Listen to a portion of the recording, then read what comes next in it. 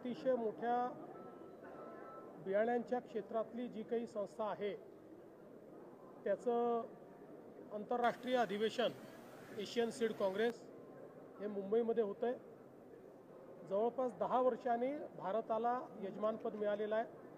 10 वर्षापूर्वी गोव्याला हे झालं होतं आणि बियाण्यांच्या क्षेत्रात सीड्सच्या क्षेत्रातले ज्या सर्व महत्त्वपूर्ण कंपनीज आहेत त्या या ठिकाणी पार्टिसिपेट करतायत। जवळपास 40 देशातनं वेगवेगळ्या प्रकारे बियाण्यांच्या क्षेत्रात काम करणारी मंडळी या ठिकाणी आलेली आहेत आणि त्याच्या उद्घाटन प्रसंगी मी त्यांच्यासमोर हा मुद्दा मांडलेला आहे की जे काही आमची बियाणं आहेत त्याच्यामध्ये ट्रेसेबिलिटी असली पाहिजे। कारण अनेक वेळा आपल्याला पाहायला मिळतं की बियाणे उगवत नाहीत, क्रॉप फेलियर होत, बियाण्यांचा सुळसुळाट असतो। त्यामुळे ब्लॉकचेन पद्धतीनं पुढच्या काळामध्ये बियाण्यांचा सर्व व्यवहार झाला पाहिजे आणि त्याचसोबत आज वातावरणातल्या बदलांचा जो शेतीवर परिणाम होतोय त्या परिणामाचा विचार करून आपल्याला बियाण्यांच्या क्षेत्रामध्ये इनोव्हेशन आणलं पाहिजे आणि नवीन प्रकारचे वाढ की जे क्लायमेट रेझिलियंट म्हणजे वातावरणातल्या बदलाचा जो परिणाम आहे त्या परिणामाला त्याचा सामना करू शकतील अशा प्रकारचं बियाणं आपल्याला तयार करता आलं पाहिजे आणि त्या दृष्टीने केंद्र सरकार राज्य सरकारसोबत बियाण्यांच्या सर्व ज्या काही आपल्या कंपनीज आहेत त्यांनी योग्य पद्धतीनं एक कोलॅबरेशन केलं पाहिजे।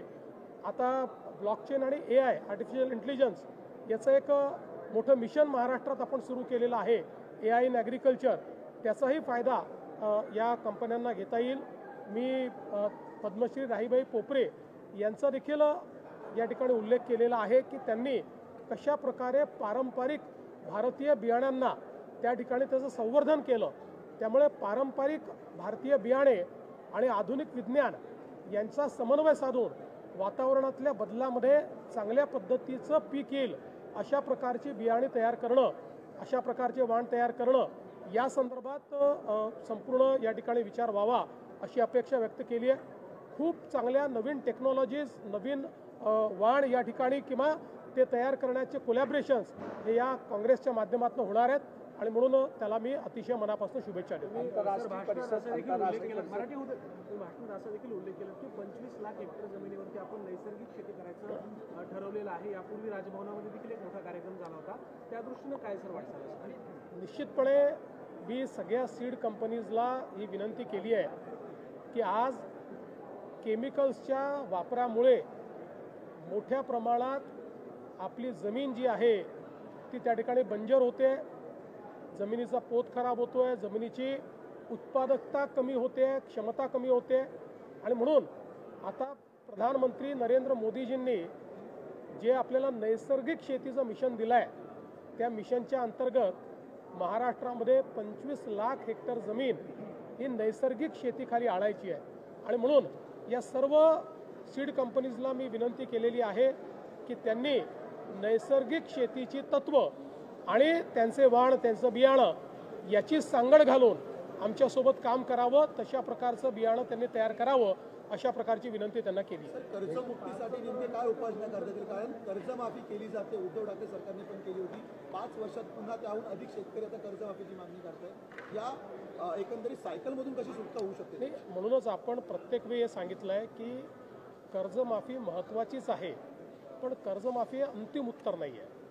अंतिम उत्तर हे शाश्वतता शेतीमध्ये आणणं हे आहे आणि त्याकरता शेती फायद्याची झाली पाहिजे। त्याकरता आमचं जे काही उत्पादनाचं खर्च आहे तो खर्च कमी करणे आणि उत्पादकता वाढवणे हाच याच्यावरचा उपाय आहे आणि तो जर आपल्याला करायचा असेल तर चांगले वाण आपल्याला लागतील, नवीन शेती पद्धत आपल्याला लागेल, मोठ्या प्रमाणात मेकनायझेशन करावं लागेल, शेतीच्या नवीन टेक्निक्स वापराव्या लागतील। त्या दृष्टीनं आपण नानाजी देशमुख कृषी समृद्धी प्रकल्प किंवा वेगवेगळे प्रकल्प, स्मार्टसारखे प्रकल्प जे हातामध्ये घेतले आहेत ते एक प्रकारे शाश्वत शेती तयार करायची आणि शेतीची व्हॅल्यू चेन तयार करायची हा आपला प्रयत्न आहे। एक मिनिट सीएम सर, पालघर या प्रकरणानंतर आता विरोधकांचा असा आरोप आहे की त्यावेळेस तुम्ही जो आरोप केले होते त्या आरोपांना भाजपमध्ये जिल्हा परिषदेचे पक्ष प्रवेश दिला। आता रोहित पवार, संजय राऊत याच्यासारख्या अनेक नेत्यांनी आता जेव्हा तुमच्यावर पक्षावर टीका जोरदार केली. पहिली गोष्ट तर हा जो काही निर्णय या ठिकाणी झालेला आहे तो लोकल स्तरावर घेतलेला आहे, पण तरीही मी माहिती घेतली, मलाही ज्यावेळेस तो निर्णय समजला, एकतर हे जे आरोप लावतात ती घेऊनच हा निर्णय घेतलेला आहे. खास करके महाराष्ट्र में सर बाळासाहेब ठाकरेंचा स्मृती दिवस देखील आहे. राज्यभरात शिवसैनिक दाखल होतं. तुम्ही कशा प्रकारे श्रद्धांजली वाहता? हिंदू हृदय सम्राट शिवसेना प्रमुख श्रद्धेय बाळासाहेब ठाकरे यांच्या स्मृतिदिनी मी त्यांना विनम्र श्रद्धांजली अर्पण करतो. श्रद्धेय बाळासाहेब ठाकरे यांनी या महाराष्ट्रामध्ये आणि देशामध्ये हिंदुत्वाला एक नवीन आयाम दिला. हिंदुत्व हे गर्वाने सांगितलं पाहिजे अशा पद्धतीनं त्यांनी लोकांची वृत्ती तयार केली आणि निश्चितपणे मुंबई आणि महाराष्ट्राच्या जडणघडणीमध्ये त्यांचा एक मोठा सहभाग आहे आणि म्हणूनच आमच्या सगळ्यांकरता ते अत्यंत श्रद्धेय आहेत आणि त्यांचे जे प्रखर विचार आहेत त्या विचारांवरच आम्ही देखील सातत्याने चालत राहू. सर, मालेगावमध्ये एक दुर्दैवी घटना झाली आहे. 3 वर्षाच्या मुलीचा एक करून आणि दगारी डिचून हत्या केलेली आहे. प्रचंड संतोष आणि लोक आता रस्त्यावर सुद्धा उतरलेले आहेत मालेगाव. निश्चितपणे अतिशय कडक कारवाई या ठिकाणी केली जाईल. अशा प्रकारची मानसिकता असलेले हे जे लोक आहेत यांची मानसिकता ठेचण्याचं काम हे निश्चितपणे सरकार करेल. जिस तरीके से आज शेवटचा दिवस आहे आणि ठिकाणी बंडखोरी मोठ्या प्रमाणामध्ये सगळीकडे दिसून येते. कशा स्वरूपामध्ये समजूत काढली जाणार आहे आणि सगळ्या पक्षांमध्ये हा प्रॉब्लेम आहे. याचं कारण खूप मोठ्या कालांतराने या निवडणुका होत आहेत. काही ठिकाणी 7-7 वर्षांनी निवडणुका होत आहेत आणि म्हणून साहजिक प्रत्येकाला वाटतं आहे की आपल्याला लढायलाच पाहिजे. 7 वर्ष गेले, आता पुन्हा संधी कधी मिळणार, आणि म्हणून काही प्रमाणात बंडखोरी आहे. पण आमच्या पक्षात जी काही बंडखोरी आहे त्या सगळ्यांशी चर्चा करून आम्ही त्यांचं समाधान करू. मात्र डबेवाल्यांनी आज ठाकरेंची साथ सोडून महायुतीला पाठिंबा देण्याचा निर्णय घेतला. त्यांचं म्हणणं आहे ज्यावेळी 17ला आम्ही पाठिंबा दिलेला त्यांनी काही गोष्टी दिलेली मात्र त्याची पूर्ती गेल्या 8 वर्षात त्यांनी केलेली आहे. मी आमच्या डबेवाल्यांचा आभार मानतो. महाराष्ट्राच्या आणि मुंबईच्या इतिहासाचा एक अविभाज्य अंग आमचे डबेवाले आहेत आणि आपल्याला माहिती आहे की आंतरराष्ट्रीय स्तरावर देखील त्यांच्या व्यवस्थापन शास्त्राचा अभ्यास केला जातो. आम्ही गेले काही काळ प्रयत्न केला. आमच्या डबेवाल्यांकरता त्यांचा घराचा प्रश्न सोडवण्याचा प्रयत्न आम्ही केला. आमच्या श्रीकांत भारतीयांनी एक एक्सपिरियन्स सेंटर आंतरराष्ट्रीय अशा प्रकारचं सुरू केलं. त्यामुळे एक प्रकारचा त्यांचा विश्वास आमच्यावर आहे. आणि हे जे सगळे डबेवाले आहेत आपण जर बघितलं तर हे बहुतांश सगळे वारकरी आहेत, माळकरी आहेत, अतिशय संस्कारी अशा प्रकारचे सगळे लोक आहेत. त्यामुळे निश्चित त्यांचा पाठिंबा हा अत्यंत महत्त्वाचा आहे. मी त्यांना कुठल्या राजकारणात ओढू इच्छित नाही. ती चांगली मंडळी आहेत. त्यांचा पाठिंबा मिळाला तर तो एक प्रकारे माऊलीचाच आशीर्वाद आहे. सर, लोकल बॉडी इलेक्शनच्या पार्श्वभूमीवर विविध प्रकारच्या म्हणजे काही चमत्कारिक युती पाहायला मिळते. चाकणमध्ये शिंदे गट आणि ठाकरे गट एकत्र होते. चिंचवडमध्ये सुद्धा शरद पवारांचे राष्ट्रवादी आणि अजित पवारांचे राष्ट्रवादी एकत्र येते. अजून काही वेगळी समीकरण पाहायला मला असं वाटतं की लोकल बॉडी इलेक्शनमध्ये ज्या काही अलायन्सेस होतात त्याला लार्जर पर्स्पेक्टिव्हमध्ये किंवा एका मोठ्या चित्रात बघणं अयोग्य आहे. कारण गावामध्ये अनेक वेळा गटातटाचं राजकारण असतं. आमचं आणि आमच्या मित्रपक्षांचं खूप पटत असलं तरी गावातल्या एखाद्या गावात स्थिती अशी असते की तिथले 2 या मित्रपक्षांचेच नेते हे एकमेकाचे जानी दुश्मन असतात. त्याच्यामुळे ते वेगळे लढतात. असं सगळ्या पक्षांमध्ये आहे. त्यामुळे काही प्रमाणात आपल्याला लोकल बॉडी इलेक्शनमध्ये पाहायला मिळतं आणि मला असं वाटतं की त्याच्याकडे फार गांभीर्याने बघू नये. कारण शेवटी तो गावगाड्याचा प्रश्न आहे. गावामध्ये ज्याला साधारणपणे असं वाटतं की बाबा याच्यासोबत जाऊन आपलं भलं होईल त्यात ते करत असतात. 10% ॲब्रेशन असतात, 90% बरोबर असतात. सर, मुंबई काँग्रेसचे अध्यक्ष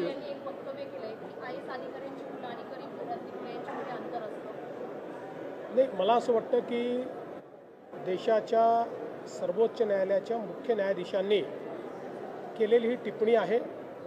त्याच्यामुळे त्याचा गांभीर्यानेच विचार होईल. पण मला असं वाटतं की आज त्याच्यावर मी काही माझं मत व्यक्त करावं अशा परिस्थितीत मी नाही, कारण मी त्याचा काही अभ्यास केलेला नाही.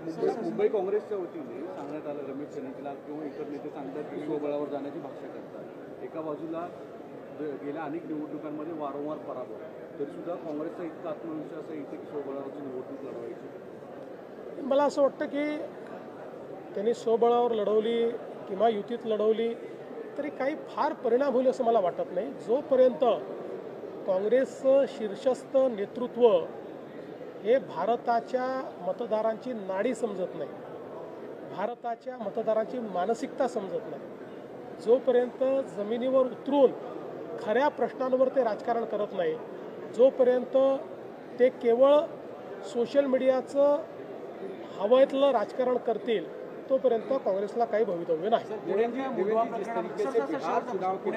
प्रकरणामध्ये जमीन गैरव्यवहार झाला होता आणि ज्याच्या विश्वासने समोर आला होता. त्या प्रकरणात नोंदणी महानिरीक्षकांचा आज अहवाल सादर होतोय आणि अपेक्षा अशी व्यक्त केली जाते की जे दोषी आहेत त्यांच्यावरती कारवाई होईल. तुम्ही काय सांगा? अहवाल याच्या आधी बोलणं योग्य नाही आहे, अहवाल आल्यानंतरच याच्यावर बोलणं योग्य ठरेल. देवेंद्र जी, जिस तरीके से बिहार चुनाव के बाद पूरे देश भर में महाविकास अघाड़ी जो अपोजिशन अलायंस था वो बिखरता हुआ नजर आ रहा है, लालू का परिवार बिखरता हुआ नजर आ रहा है, इसे कैसे देखें? मुंबई और महाराष्ट्र में भी सेम परिस्थिति दिख रही है. आज मुझे बहुत खुशी है कि 10 वर्षों के बाद भारत में, महाराष्ट्र में और मुंबई में एशियन की जे क्लायमेट रेझिलियंट म्हणजे वातावरणातल्या बदलाचा जो परिणाम आहे त्या परिणामाला त्याचा सामना करू शकतील अशा प्रकारचं बियाणं आपल्याला तयार करता आलं पाहिजे. आणि त्या दृष्टीने केंद्र सरकार, राज्य सरकारसोबत बियाणांच्या सर्व ज्या काही आपल्या कंपनीज आहेत त्यांनी योग्य पद्धतीनं एक कोलॅबरेशन केलं पाहिजे. आता ब्लॉकचेन आणि AI आर्टिफिशियल इंटेलिजन्स याचं एक मोठं मिशन महाराष्ट्रात आपण सुरू केलेलं आहे, AI इन ॲग्रिकल्चर. त्याचाही फायदा या कंपन्यांना घेता येईल. मी पद्मश्री राहीबाई पोपरे यांचा देखील या ठिकाणी उल्लेख केलेला आहे की त्यांनी कशा प्रकारे पारंपरिक भारतीय बियाण्यांना त्या ठिकाणी त्याचं संवर्धन केलं. त्यामुळे पारंपरिक भारतीय बियाणे आणि आधुनिक विज्ञान यांचा समन्वय साधून वातावरणातल्या बदलामध्ये चांगल्या पद्धतीचं पीक येईल अशा प्रकारची बियाणे तयार करणं, अशा प्रकारचे वाण तयार करणं या संदर्भात संपूर्ण या ठिकाणी विचार व्हावा अशी अपेक्षा व्यक्त केली आहे. खूप चांगल्या नवीन टेक्नॉलॉजीज, नवीन वाण या ठिकाणी किंवा ते तयार करण्याचे कोलॅबरेशन्स हे या काँग्रेसच्या माध्यमातून होणार आहेत आणि म्हणून त्याला मी अतिशय मनापासून शुभेच्छा देतो. भाषणात असा देखील उल्लेख केला की 25 लाख हेक्टर जमिनीवरती आपण नैसर्गिक शेती करायचं ठरवलेलं आहे. यापूर्वी राजभवनामध्ये देखील एक मोठा कार्यक्रम झाला होता. त्या दृष्टीनं काय सर वाटतं? निश्चितपणे मी सगळ्या सीड कंपनीजला ही विनंती केली आहे की आज केमिकल्सच्या वापरामुळे मोठ्या प्रमाणात आपली जमीन जी आहे ती त्या ठिकाणी बंजर होते, जमिनीचा पोत खराब होतो आहे, जमिनीची उत्पादकता कमी होते, क्षमता कमी होते. आणि म्हणून आता प्रधानमंत्री नरेंद्र मोदीजींनी जे आपल्याला नैसर्गिक शेतीचं मिशन दिलं आहे त्या मिशनच्या अंतर्गत महाराष्ट्रामध्ये 25 लाख हेक्टर जमीन ही नैसर्गिक शेतीखाली आणायची आहे. आणि म्हणून या सर्व सीड कंपनीजला मी विनंती केलेली आहे की त्यांनी नैसर्गिक शेतीची तत्व आणि त्यांचे वाण, त्यांचं बियाणं याची सांगड घालून आमच्यासोबत काम करावं, तशा प्रकारचं बियाणं त्यांनी तयार करावं अशा प्रकारची विनंती त्यांना केली. कर्जमुक्तीसाठी नेमके काय उपाययोजना करता येतील? कारण कर्जमाफी केली जाते, उद्धव ठाकरे सरकारने पण केली होती. 5 वर्षात पुन्हा त्याहून अधिक शेतकरी आता कर्जमाफीची मागणी करतायत. या एकंदरीत सायकलमधून कशी सुटका होऊ शकते? नाही, म्हणूनच आपण प्रत्येक वेळी हे सांगितलं आहे की कर्जमाफी महत्त्वाचीच आहे, पण कर्जमाफी हे अंतिम उत्तर नाही आहे. अंतिम उत्तर हे शाश्वतता शेतीमध्ये आणणं हे आहे. आणि त्याकरता शेती फायद्याची झाली पाहिजे. त्याकरता आमचं जे काही उत्पादनाचं खर्च आहे तो खर्च कमी करणे आणि उत्पादकता वाढवणे हाच याच्यावरचा उपाय आहे.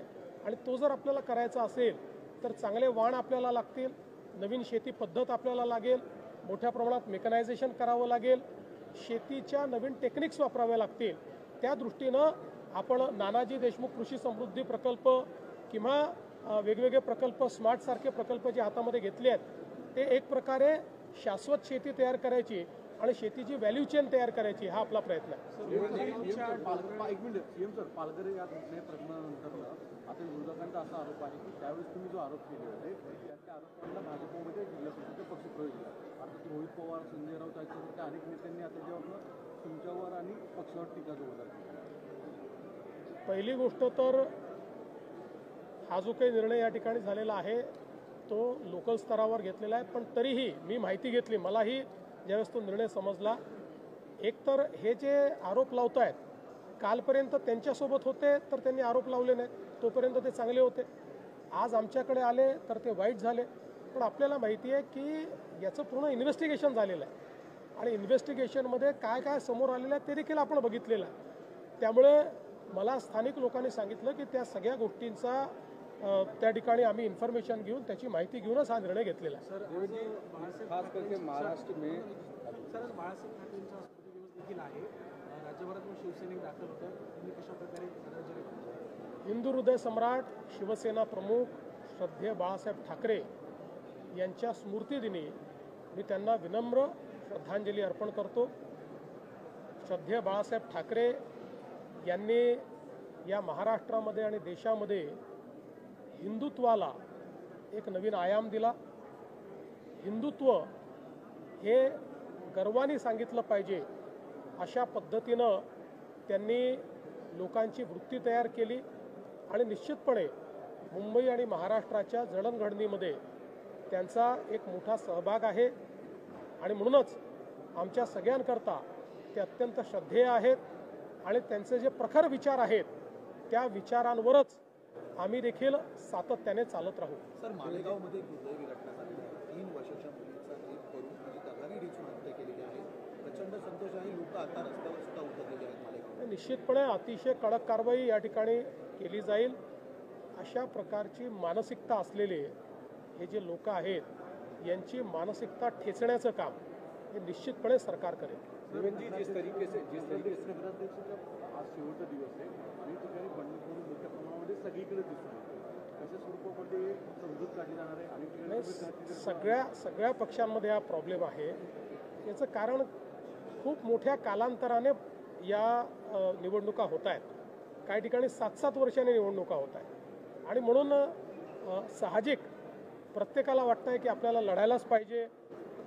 7 वर्ष गेले, आता पुन्हा संधी कधी मिळणार, आणि म्हणून काही प्रमाणात बंडखोरी आहे. पण आमच्या पक्षात जी काही बंडखोरी आहे त्या सगळ्यांशी चर्चा करून आम्ही त्यांचं समाधान करू.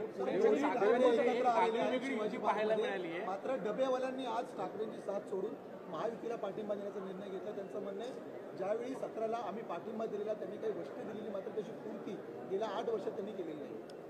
मी आमच्या डबेवाल्यांचा आभार मानतो.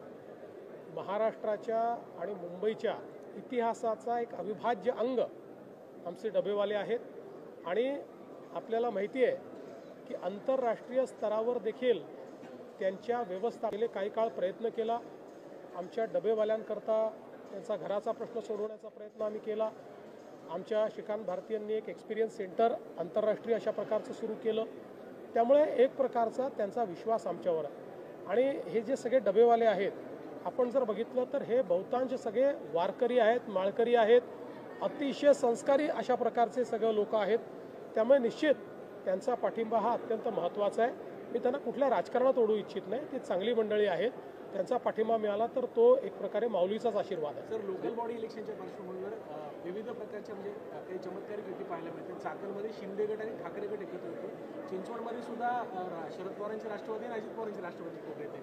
अजून काही वेगळी समीकरण पाहायला मला असं वाटतं की लोकल बॉडी इलेक्शनमध्ये ज्या काही अलायन्सेस होतात त्याला लार्जर पर्स्पेक्टिव्हमध्ये किंवा एका मोठ्या चित्रात बघणं अयोग्य आहे. कारण गावामध्ये अनेक वेळा गटातटाचं राजकारण असतं.